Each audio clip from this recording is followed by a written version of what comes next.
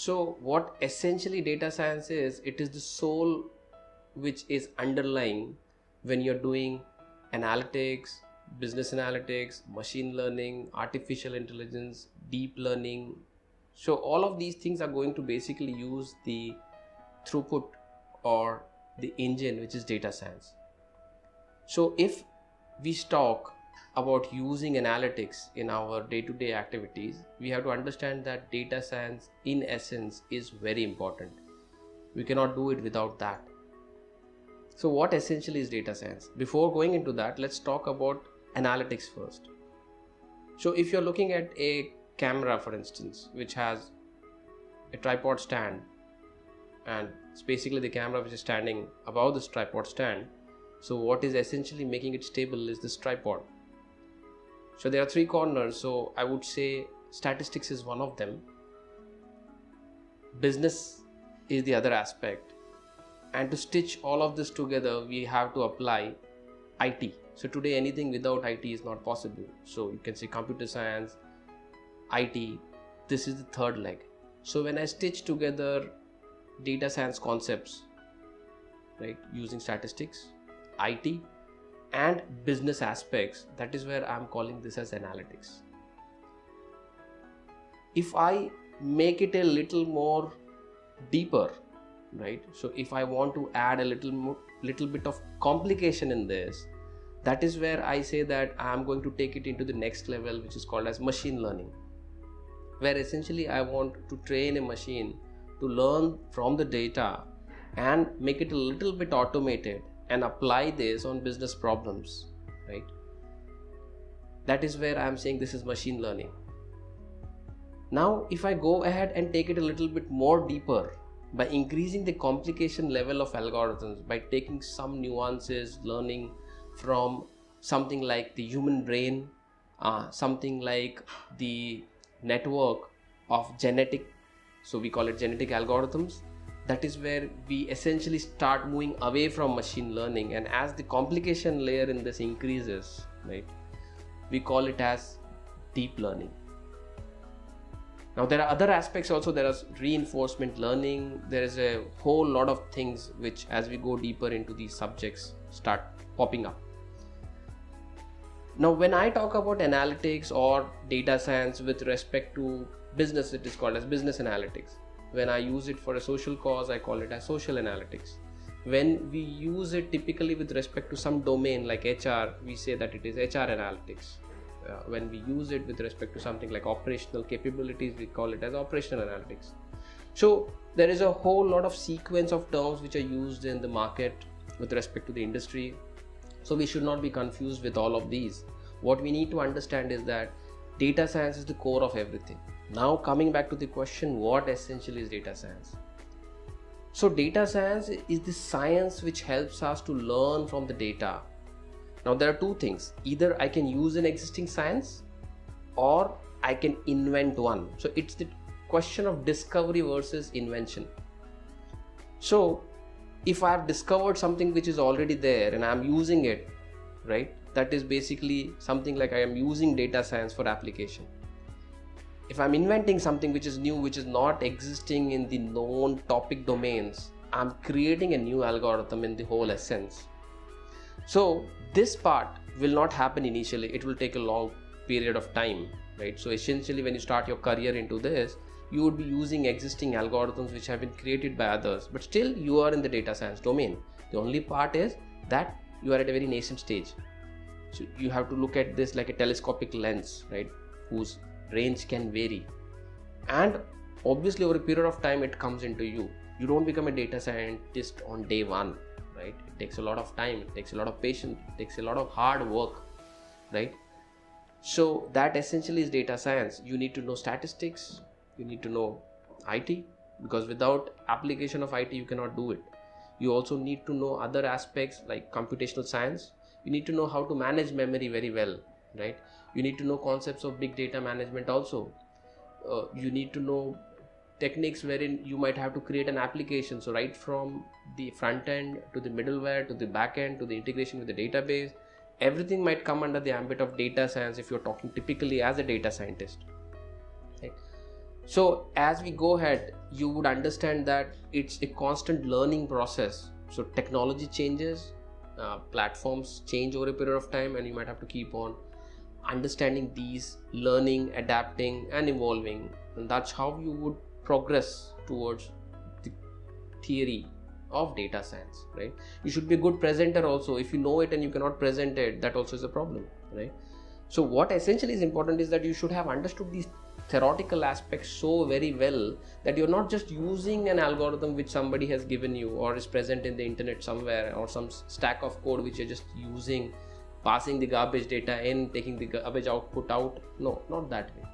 You have to essentially understand that what is really happening under the hood, right? So you could be a driver who's using a car, who knows, okay, that this is the ABC, accelerator, brake, clutch, that's it, right? Who knows all the rules of how to use the locomotive on the road, but who doesn't know anything about the engine, who doesn't know what is the carburetor, who doesn't know how to jump start an engine, or you can say the battery, if it has gone dead, right? So I would prefer a mechanic who can drive very well, right? So that essentially would be a data scientist. He knows the start and the end very well, and who can do multiple tasks. He can get into the database also. He might not be a database administrator, but at the same time, if the time comes, he can tell the DBA that, look, I want it constructed in this way so that I can extract the juice out of the engine. So he need to be a person who can architect a database design also, right? Obviously, the time for us to discuss this is very short. It's a very big notion. The more you talk, the more it becomes interesting and the more you want to learn it. So in a nutshell, I will say this is a superficial explanation of data science, right?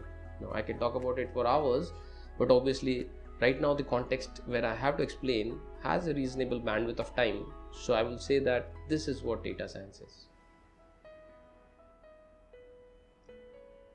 Why should one look at data science as a career? This question today, it has become irrelevant because you don't have an option. You have to look at this subject irrespective of whether you are doing a core data science job or you're not doing a core data science job. To today, when you talk about sales and marketing, you have to do analytics. You might not be doing it yourself, but you might have agencies or consulting firms which might be helping you to do this, right? Otherwise, you're not going to reach out to your market very well. Today, if you're thinking of, okay, you have a storefront and you have a web storefront and you're doing retailing, and you have somewhere a depot wherein your materials are stocked, or your collaborators or your vendors are supplying that product to your warehouse. All of this is integrated. So demand supply planning is an important aspect, and it is in real time. And obviously, along with that, what is most important is the freight route optimization. So all of this comes under the ambit of analytics, in which geotagging of the stores, customer store front area, all these things are somewhere integrated.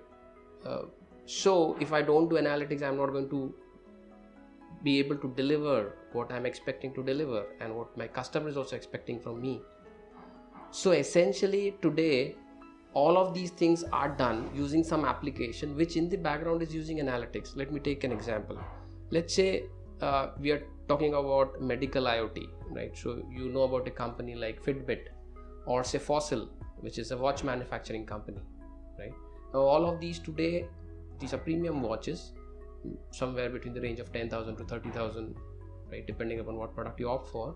But these have something which collects medical data of the individual after he has subscribed for that, and gives him update regarding his heartbeat, calories burnt and all these things. This data is collected, it's relayed through the internet across and sent to a server wherein an algorithm is working on all of this data, and based on predictive modeling, it gives you early warnings, right? For example, if there is an anomaly in your health data, it would give you a message that you need to go and visit the closest, whichever, depending whether, so if for example, if it's something related to your heart, it would advise you to go to your nearest doctor who can take care of basic diagnostics and check whether everything is normal or not. If it is about your blood pressure, it would obviously direct you to a different physician.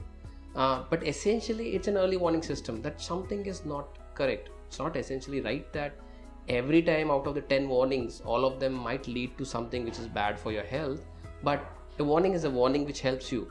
Even if it is wrong once in a while, it's okay, but if 9 out of 10 times, if it's quite indicative of the next what you can say disturbance in your health parameters, it helps you to correct it at a correct stroke of the time, and that is what is important.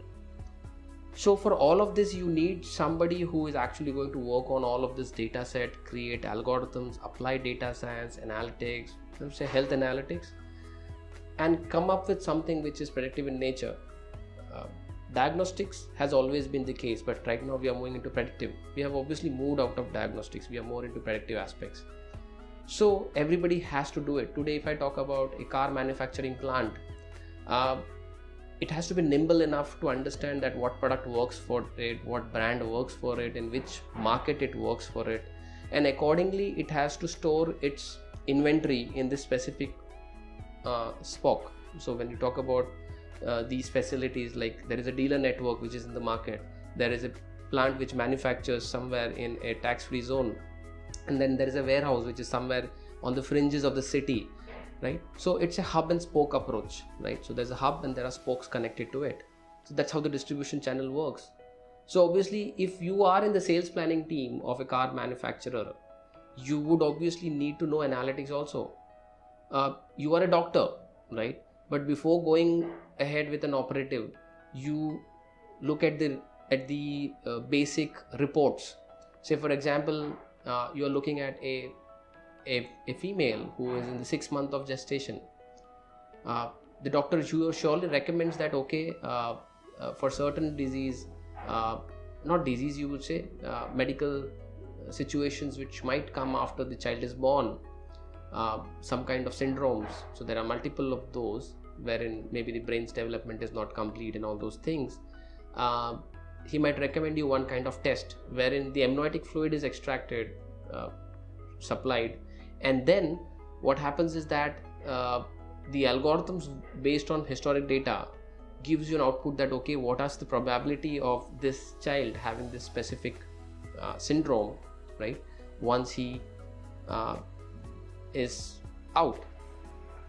So obviously what you essentially need to know is today there is no part wherein analytics is not touching this aspect.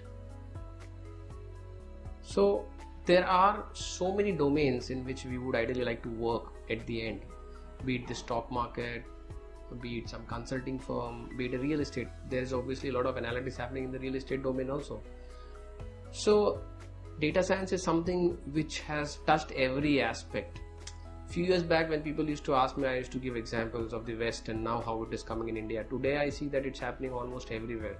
There's no company which is not talking of analytics or data science or machine learning. In fact, most of them have moved away from this and are talking about AI. But essentially what they're missing is, if you don't know data science, AI is just a joke, right? And many of them today start learning AI without having proper understanding of data science, without knowing what is analytics, without knowing statistics, without knowing computational sciences, just programmers just starting off with some patch of code. It doesn't work that way.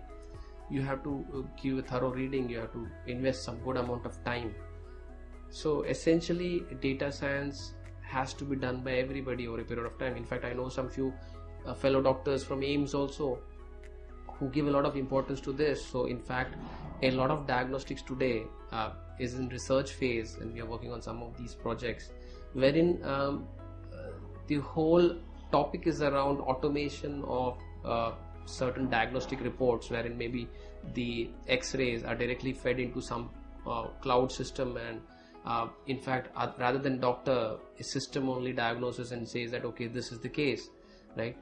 Whether a retina scan, based on that can you identify whether a person has retinopathy, and based on that can we correlate that to a situation like blood sugar, right? So all of these things are happening. So tell me one domain wherein analytics is not applicable. In fact, any high-end car also is using analytics. In fact, even in mid-segment cars today we have analytics applied somewhere in the chip. Today you don't go to a garage directly. In fact, the guy comes with a suitcase which is nothing but a laptop which has some wires which he connects to the chip on your car, and it diagnoses what is the problem. Is it the ignition? Is it something else, right? And then he tells the cylinder 2 is misfiring and we have to replace it. So it's pretty easy, and all of this is possible because of analytics and application of data science. So everybody has to learn it. You cannot stay away from it, right? So I would rather say that I just read a quote on LinkedIn wherein it says that possibly AI will take your job if you don't take over AI. So basically the brain over there has to be a human's, right? So we have to get into that domain.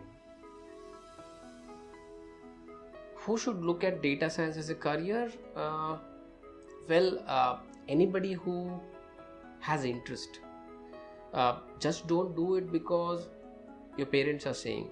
Just don't do it because somebody who has always been a mentor for you right from your childhood with respect to your educational decisions is guiding you and saying do data science. Data science, analytics, machine learning, AI, whatever you want to call it. It should ideally be done only if it inspires you, only if you feel it's interesting, right? So for example, if somebody likes dancing, you should not tell that person to do singing. It won't work, right? So first is to get some interest, you need to know the subject. Because if you actually look at data, because everything around us is data, if you look at data, you will get attracted to a notion only when you understand it a little bit superficially first. This would be the right context, I would say. So if whatever I have been talking right now, inspires you to take a jump into it, then yes, this is for you.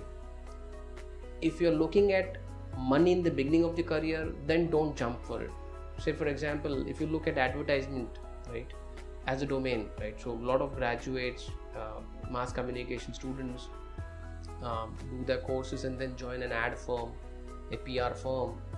Now essentially the salaries are very low over there, but what happens is that if there is a fire in your belly for that, if creativity is something which pushes you, right, then this is the best domain, because you will excel in that domain. And obviously whenever you excel in any domain, money will never be the challenge for you. It will flow, right?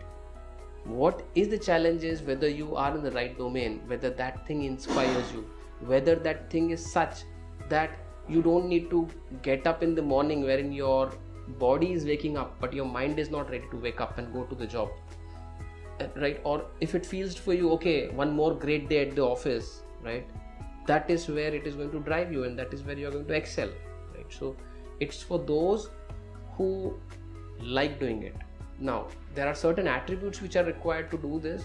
You might have all of them, you might have none of them, you might have one of them. It's a situation. There are ways to cope up with that, essentially through training, skill gap and all those things, analysis and filling that skill gap and all those things. But first identify whether you want to do it after some research, and then if you feel that yes, you want to do it, you should jump into it.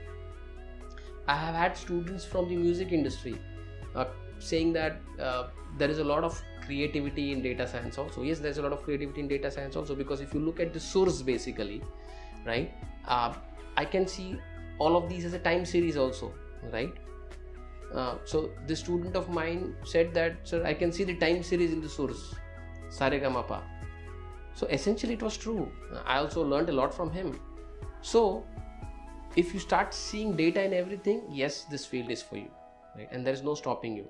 All you need is, you need to work hard, you need to feel inspired, and you will produce something great for yourself. So essentially the characteristics, as I have mentioned, would require you to need statistics, computational science, a little bit of physics, electronics, say business aspects, in fact a lot of IT coding also. But this would not restrict you to get into the field of data science, as I have been always stressing on the fact that what is most important is your interest level. If you have an interest level in you, you would be able to achieve what you want to do in data science over a period of time, obviously.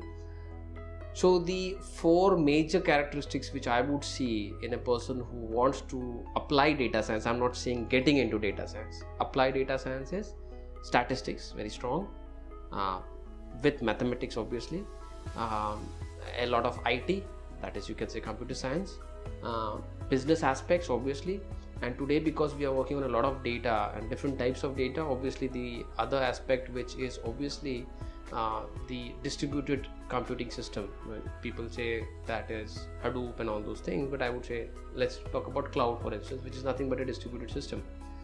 So all of these are the basic essential areas where you have to work. How you will do it? So depending upon the domain from where you come. So if you are a BSc statistics grad, you might not know that much about coding because your strength essentially is the theoretical aspects of statistics. It's an advantage to you that you know statistics already. Now to jumpstart your career into data science, you will then have to add up the other aspects like maybe computational sciences, maybe IT aspects, and the business side which you are devoid of. So you have to work on a lot of case studies or projects. Essentially more than case studies, I would say projects, because that gives you the edge over others because you're working on real cases and not things which have been just created by a training institute for a specific aspect. If you have come from an engineering background, then essentially what happens is that most of the time you already know about data structures, you know about a little bit about algorithms. What you have to work hard on is the statistical side and the business side, because you never might have gotten exposure to that. If you have a dual degree wherein you have done an engineering as well as your business program, then in that case maybe you will have to stress more on other aspects like maybe statistics.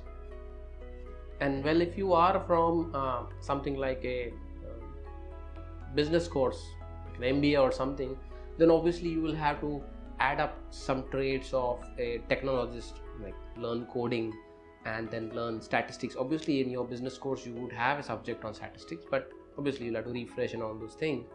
So basically these are the ingredients which you would require in essence. Over a period of time you might get into distributed computing and all those things, and that is a deeper layer. But these are the key aspects which you need to consider when you want to harness being a data science guy. So obviously it's a process. You cannot start doing everything together. You have to pick up which is the key things. So start with something which you're good at so that it motivates you, because when you start with something which you're good at, it becomes easier to adapt, and then things which are difficult over a period of time will become easier for you, right? So that's how you should progress. Nevertheless, it doesn't mean that if you don't have any of these aspects, say for example, if you're a guy from, I would say a person who comes from a commerce background or an arts background, they have an exposure to maybe the business side, right? Because you have seen a lot of accounting, you have seen a lot of compliance related things and all those things. Say when you talk about credit risk, you already know what is credit risk. So all these things will help you, but then you will have to build up on the other three aspects, right? So this is a process. Now, if you don't know any of these things, so say for example, you're a sales guy, you already know business, then you have to harness your skills on the other domains. Well, if you are somebody who has done a course into something, but now has been cut off from that subject from a long time, and you would say that I don't know any of these things, but still I would say that there is a barrier to you, but nothing is stopping you. If you have interest, you can cope with that. There could be somebody who can train you on this, and you would be able to come out of this and apply analytics, apply data science, use all these models for predicting something into future, right? So it's possible. The only thing which stops you from getting into data science is you yourself. Nobody is stopping you. Now, why should student think about learning analytics? Is because today, say for example, if you had done a degree in MBA, right? So you have done a business course, be it in operations, marketing, HR. When you get on to working with some company, be it an internship or anything like that, a full-time job, there would be a team over there who would be working on analytics. From the business side, when you have to communicate with these people, you would obviously need to know analytics. As I said before also, today marketing has marketing analytics, sales has sales analytics, customer loyalty has customer loyalty analytics team, right? So there is no such domain in business which is untouched by analytics. So many colleges obviously have a specific course in analytics these days, but obviously they are devoid of real learning. They are more on the subjective side. The syllabus is a bit old, and even if it is there, it is more from the theoretical side. And that too, when we have scanned through the environment, at least in the Indian case, we have observed that students are not ready, right? So you have to get a more flair in the subject, because you cannot survive, right? So today, if I'm trying to scout for a person's in say insurance domain, insurance is going to come up really big in India. So when it happens, so a company might be looking out for a resource who might have done an MBA in insurance or something like that. Now obviously when you are being interviewed, they would obviously want you to know about analytics. They would not want you to do analytics completely, but maybe you are a BA, business analyst, who's going to join in that team, or maybe you are going to join in the business team itself, right? So they would want you to know analytics very well, so that you can guide the team as to what you are expecting from them, right? So previously maybe it was a segment risk which was being analyzed. Today it's an individual risk which is being analyzed, and obviously you need to know analytics, you need to know data science, you need to know how to apply all these things. And if you want to create tomorrow a platform, say today everything is web based, everything is app based, right? Maybe the sales channel only would be removed in future, and it might happen that there would be an aggregator model wherein a website is there, wherein you come on over there and you just check, okay, what are the available insurance policies, be it for general insurance, life insurance, and you just give your parameters and it gives you 10 options, and you select one, pay it online, and done. It comes to your house, physical copy, as well as in the email you'll get a digital copy of your insurance. So where do we have the sales now? So it's all analytics, it's all automation, it's all machine learning basically. So you would have to learn it. If you don't learn it now, after 2 years you will yourself go and again try it out. Students have an advantage that before starting off, right? So now I'll now talk about people who are working in different domains, be it a database administrator or a DBA, or you would say a developer, be a full stack developer, or anybody, a statistician also for that instance, or even a sales guy. Now, when you're already working with a 4-5 years experience, you have achieved a certain level of salary package based on industry benchmark. Now, if you think of getting into analytics core, it would be very difficult, because you would be expecting the same salary or something better than that. That makes it a little bit difficult. But for students, it's easier because they don't have a benchmark. This is their first job, so it makes sense, even if you join at a low salary, to learn it on job later, apply it as you go ahead and become strong in that. Quite easy for you to do it. On the other hand, it's not that working people cannot do it. You can do it, because there is a lot of lateral placement opportunities within your organizations, because there is a lot of cases wherein I have seen. So I know a student of mine who was working with Rolta, and she learned analytics and then she got a lateral placement. I know of a student who was working with Big Bazaar. She was working in the business intelligence team and she wanted to push through. So she learned analytics and then she was able to move into the analytics team. So there are possibilities. It's quite possible, right? So it's more relevant for students, and for working people, obviously it gives you an edge over what you're doing. You become more relevant in your organization. You are a topic of discussion within your team also, that okay, he can apply analytics, I cannot apply analytics. Your boss will also give you an edge over others when he thinks of doing something new, because leadership team also to the board has to show what new things they are doing, and obviously the whole world is moving towards analytics, and this is one decision they will have to take. So plenty of opportunities, and we should stake claim to that. The typical day in the life of a data analyst or a data scientist. Now these terms are very correlated. In the US, a data analyst is typically somebody who is working on a data science project itself. In India, data analyst in some companies is somebody who's just extracting some data. But nevertheless, the data analyst is somebody who is working in data science. So a typical day in the life of a data analyst or data scientist would be right from data extraction from some database, cleaning of the data, processing of the data, doing some exploratory research on that data, connecting it to the business problem, creating some algorithmic model on that, doing some beta testing on the same, seeing what is the generalizability of the model, whether it will hold in some different environment also, and based on that then move it into production. This is the first step. But obviously between this there is a lot of phases. So one would be the training environment, one would be the testing environment, and then it will be moved into production. In the initial stages, you will be doing everything yourself, single-handedly, or maybe 1 or 2 people in a team. When this POC, proof of concept, is acceptable basis your own benchmarks, then you would push this as a presentation in front of the people, business, technology team, and all those guys. When everybody accepts this, then you will go forward and think of a plan for automation. So now you jump on to something like a project manager also. Then you take the help of the ETL team to extract the data. The same thing which you did, now you'll automate it using the ETL team's help. You will tell them what the project is about. You will tell them what transformations you want on the data. You will guide them, they will do as you say. You will tell the database administrator how you want the database to be for maximum optimization. You will tell the front-end team how the data extraction or the front-end before the data extraction has to be. You will set the pipeline rules. You will do everything first, and then you will guide the others to automate the product for you. So basically it's a consulting project which is then funneled into a product development. That's how things work over here, right? And then you will also have some front-end design from the business side, wherein you will tell the business users that a couple of parameters, say running a campaign and all those things, they can tweak in their side, so that based on those tweaks, some things they can also manage, right? So this is what typical day of a data analyst would be. Obviously I have briefed this in maybe just 2 minutes. It's a very big chain. Some projects take 6 months to 1 year to get full approval and productionization, right? So you need to understand that I've just summarized it in very brief manner, right? But it's a big process.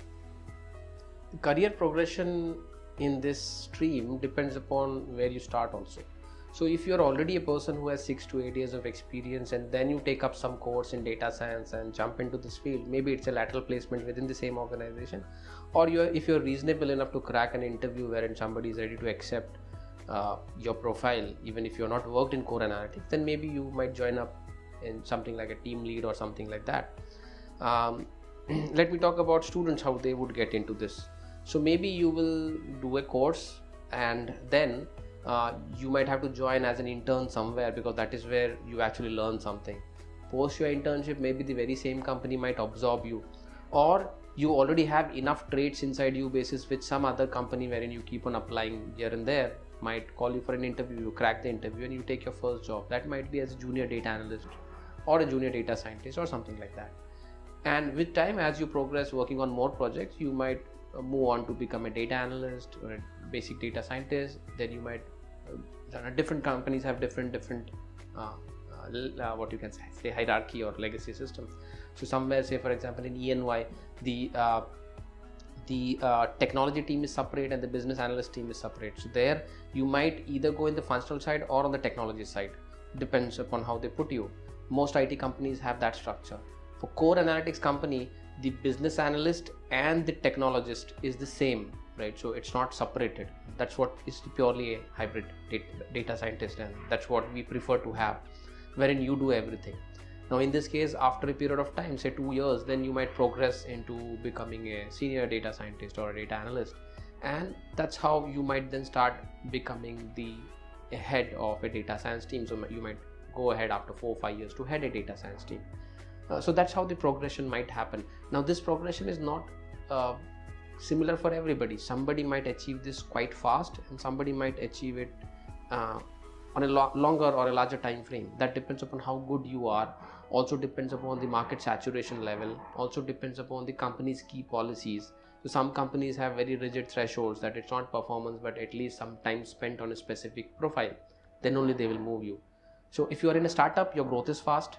If you are working in a blue chip company, maybe they will go with the standard legacy process that you need to spend at least 1.5 to 2 years in a specific designation, and then only you might be moved. It all depends upon that. It also depends upon how much of supply is there in the market. Currently the supply is moderate. I won't say it is less. We have a lot of people who are available, but if you look at the supply of good resources, it's very low.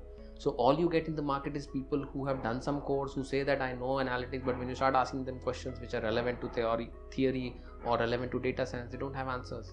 They falter. And that is where we are staring at a situation like in good old days we used to have, and still we have a lot of engineering grads who cannot do engineering. and we're still looking at a market wherein we have a lot of data science profiles, but they can't do data science. So, but all said and done, this is how the progression would be. You need to first get as an intern or as an apprentice and then start working up in the ladder. So how do you get into data science? One good recommendation would be to do a course. Obviously not talking about the market, I'll straightly jump into what we have to offer. By that I mean Emergence. So Emergence is basically a skill gap assessment, recruitment and training firm, obviously created out of the frustration being the director of Simple and Real Analytics, wherein we were struggling to get some resources for our team. So whosoever was coming was not up to the mark, and that is where we coined this idea of training people using Imurgence. So I'll basically say that the course offered by Imurgence is a full thought, very well cooked course after looking at all the mistakes which everybody in the industry has been doing, because we have been working with most of them prior to this, right? So instead of learning all languages, it makes more sense to learn one language first. So our priority is, say, a specific program called as R programming. So when you do this course in a 72 hours module, we take you right through a 24 hours R programming module thoroughly, then into core concepts of data science using R, which is again a 24 hours module, and later on you would be doing an advanced analytics module, a machine learning module using R. This would be your 72 hours, roughly 72 hours training module. All of this again supported by a world-class LMS, which has all the recorded versions of the same, along with data sets, along with the presentations, so that you can refer to it later on and revise your knowledge. After this, what is done is that you have to be working on a lot of projects. For this, what we do is we funnel you into an internship. So you are provided an internship on which you start working exclusively on Python.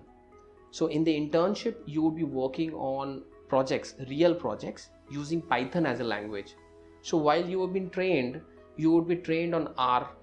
You would be doing analytics, data science, machine learning using R, because R is a very vocal language, right? Whereas Python is not a vocal language.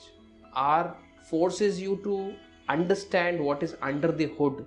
Without that, so you can think of R as a vintage car, very old. So if you have to drive a vintage car, you need to know the mechanics also, because it can stop anywhere. It will give you problems, whereas Python is not like that. So obviously you will get used to what is under the hood while you're doing it in R. And then when you work on Python, it becomes a cakewalk for you. So when you're working on Python in the internship, you will get exposed to all these aspects of automation, of machine learning, automated pipelines, automated criterias of selection of models, so that it is more from consulting to product. So where you're working on R, it is more on the consulting side. When you're working on Python, it is more on product development. And later on, in the internship itself, we move you into cloud computation, wherein you work on big data platform. So a lot of Hadoop, Spark and all these things are used, and you are made to work on projects which are deployed on the cloud, so that you get a 360-degree learning in all the aspects of machine learning and analytics, right? So right from R, Python, big data, you have covered the three basic essentials required in this. Now in the internship, you might not be restricted to just these things. You might have to work on projects related to blockchains also. You might have to work on something else which relates to data scraping also. You might have to go for extraction of data also. So there is no limitation. It all depends upon what projects comes from the clients. So it's all real projects. So obviously the data sets also are real. So it might be some medical data, some pharma data, it might be some manufacturing IoT data, it might be some retail analytics data also, and some banking data also. So depending upon what projects the team is working on, which keeps on changing as per what is required by the client, you will be exposed to these projects. The team would give you a edge in terms of exposure to what their learning has been, and that helps you to learn and apply this in real time. This obviously will carry you a long way and would enhance your skill set. So this is an integrated internship program wherein first you learn on one and then you apply on different technologies, right? That is how the whole program is structured, right? And if you do this, the probability of you becoming a product, I wouldn't say 100%, but the probability of you becoming a absolutely amazing product ready to be absorbed by the market or by the industry is very high. In fact, if you stand alone as a resource also in the market, you can do freelancing also and you can earn. That's how the whole process is, right? And we have seen amazing examples of our students being transformed into amazing products, and they are really doing very great. And you can obviously check that on our website as testimonials, and we have also mentioned the LinkedIn links, so you can go and verify also. So I would say that you should do this program, and it would certainly help you to push through yourself in this field of data science. Why Emergence? There are many institutes in the market. Obviously, a lot of them say that our learning is integrated with a lot of case studies and all those things, but these are all static case studies. All of them are basically using the same case studies. We don't even tell you what things we work on, because we work on real projects, right? So the data is sensitive, and we cannot put that on a website also. But yes, as an intern, when you work through all these things, it helps you. Imurgence is basically the output of people like me who have been working in core analytics on the product development side. We know analytics by doing it, and so the basic essence is that the directors of these firms, right, which includes a lot of other stakeholders also, have been in the field of data science, as against those who have come without being in data science. So there are plenty of people who have sprung up with these training institutes, wherein these guys don't know about analytics. They've just got somebody from outside on a freelance basis or on salary, but they are not people who have been doing analytics. We have been doing analytics from a long time, and that is where we know what is required in the market, how a product should be made, right? So Emergence gives you that edge. It's not a case study, it's a real life experience of working on real data sets, which I'm not saying wouldn't be available anywhere, but I don't know of any other avenue wherein it is done, and I for sure know that it is done in Emergence.